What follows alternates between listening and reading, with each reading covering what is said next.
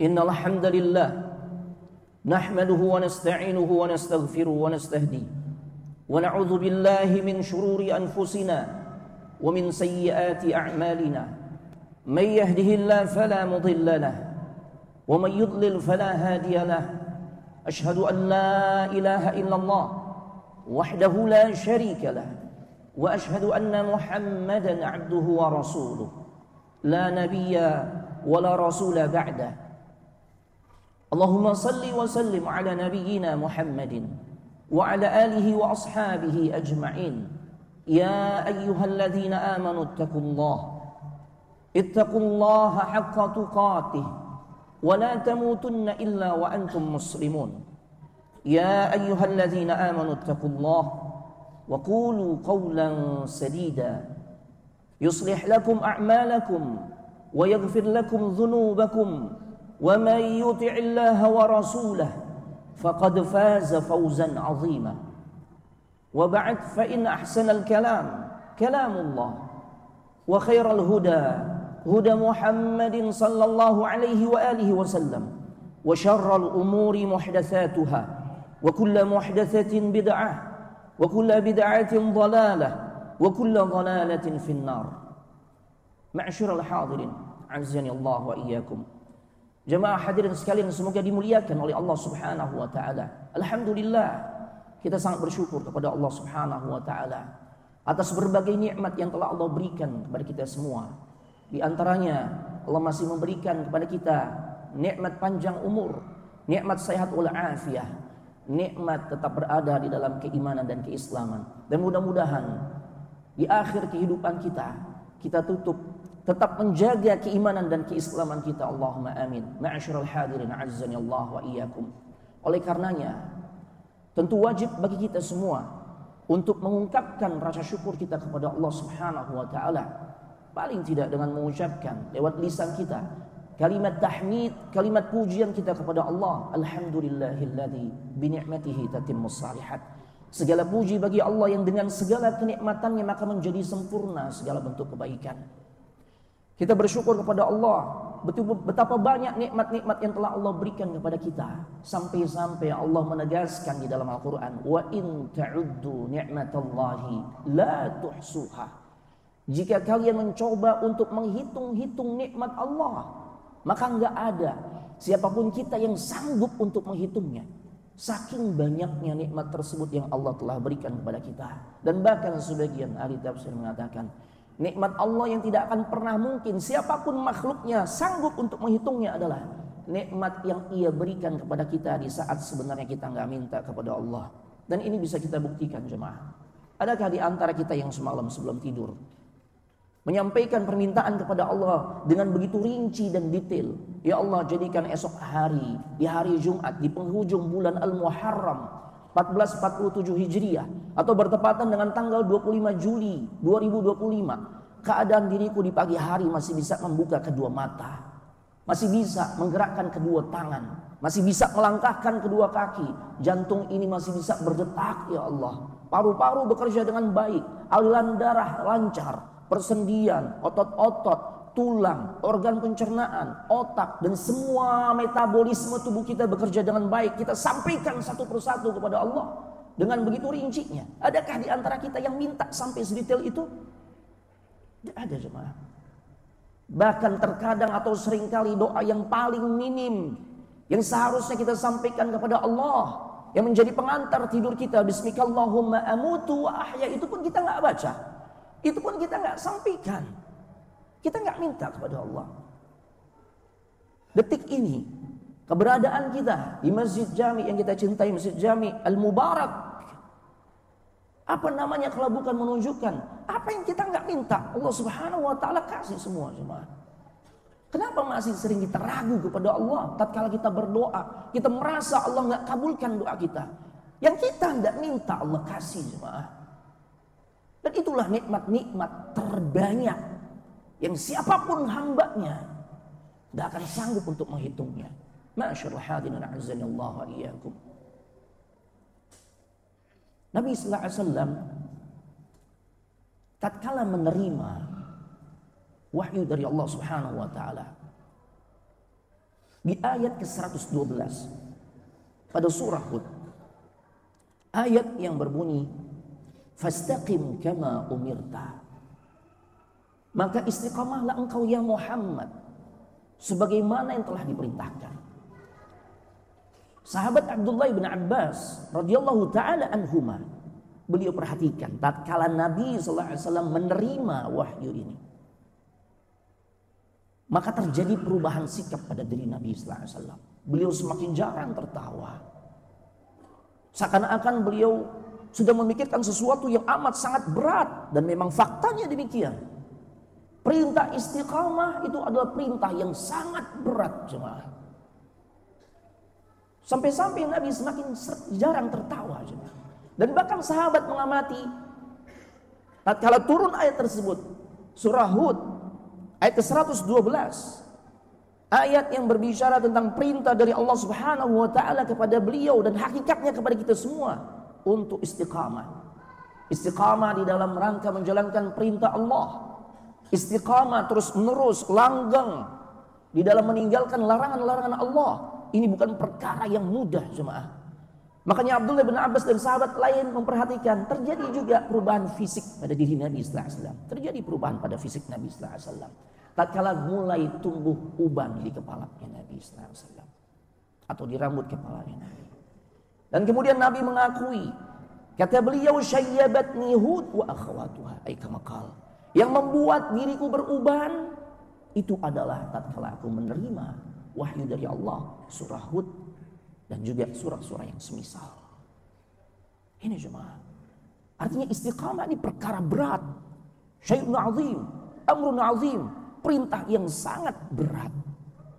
Yang kita nggak akan bisa melaksanakannya kecuali yang pertama, kita senantiasa minta tolong kepada Allah Subhanahu wa taala.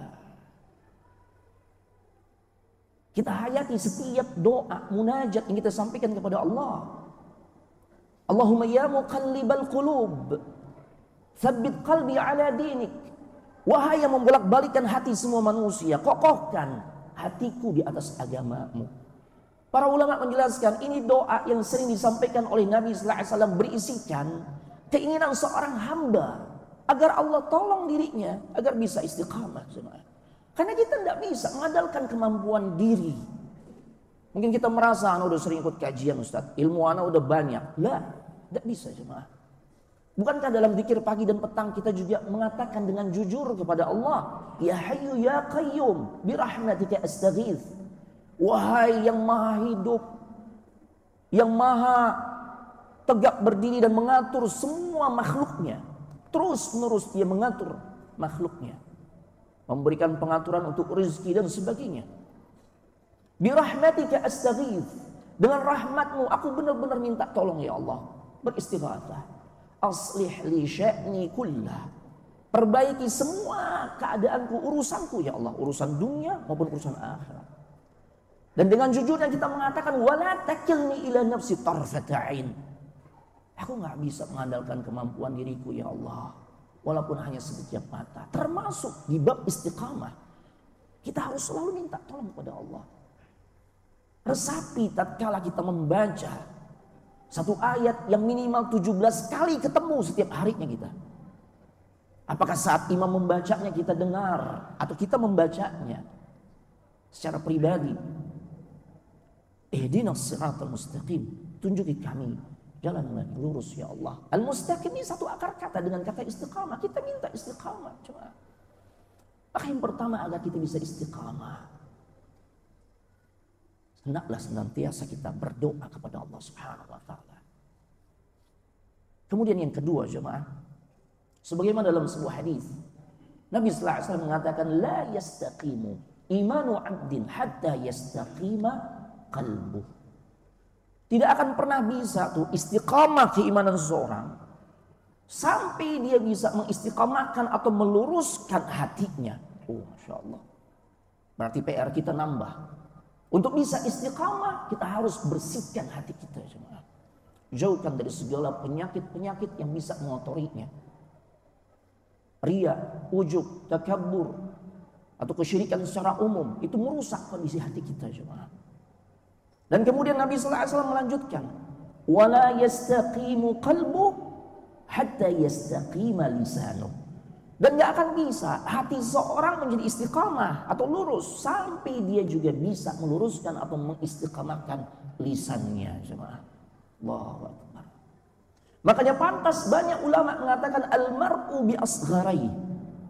Seseorang nih dia baik atau tidak baik itu bergantung kepada dua organ tubuh yang ada pada dirinya. Dua organ tubuh ini kecil, jemaah, tapi menentukan kualitas seseorang di hadapan manusia, apalagi di hadapan Allah. Dua organ tubuh itu adalah hati dan lisan, jemaah. Aqulu qouli hadza wa astaghfirullah li wa lakum wa li sa'iril muslimin wal muslimat wal mu'minina wal mu'minat fastaghfiruhu innahu huwal ghafurur rahim. Alhamdulillah hamdan katsiran tayyiban mubarakan fih kama yuhibbu rabbuna wa yarda. Asyhadu an la ilaha illallah wahdahu la syarika lah wa asyhadu anna Muhammadan abduhu wa rasuluh la nabiyya wa la rasula ba'dah. Allahumma salli wa sallim ala nabiyyina Muhammad wa ala alihi wa ashabihi ajma'in. Ma'asyara hadirin azzani Allah wa iyyakum. PR kita semakin berat, jemaah. Tatkala ternyata yang menjadi penentu keistiqomahan kita tidak hanya ditentukan oleh hati yang baik, tapi juga oleh kemampuan kita di dalam menjaga lisan. Bahkan Nabi SAW menyampaikan petunjuk yang sangat terang benderang. Ketika seseorang ingin mengukur sejauh mana keimanan dia kepada Allah dan keimanan terhadap hari akhir, parameternya ini berkaitan dengan kemampuan kita di dalam menjaga lisan. Hadisnya sering kita dengar, jemaah, bahwasanya seseorang dikatakan beriman kepada Allah dan hari akhir, maka parameternya adalah man kana yu'minu billahi wal yaumil akhir falyaqul khairan aw liyasmut. Barang siapa yang beriman kepada Allah dan hari akhir, maka standarnya, ukurannya, parameternya adalah kemampuan dia di dalam menjaga lisan.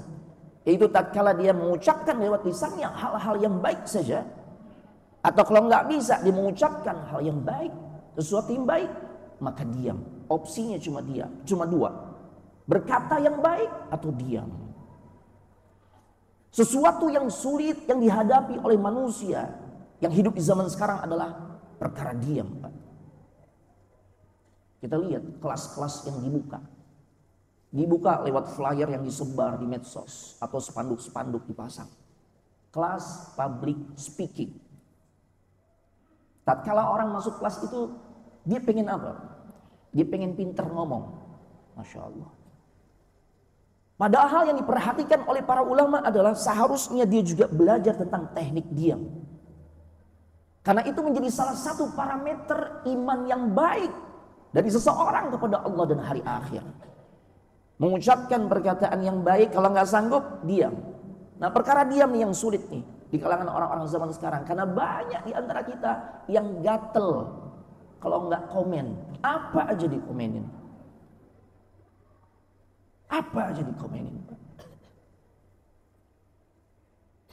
Banyak ulama yang sangat memberikan perhatian besar agar kita belajar tentang teknik diam.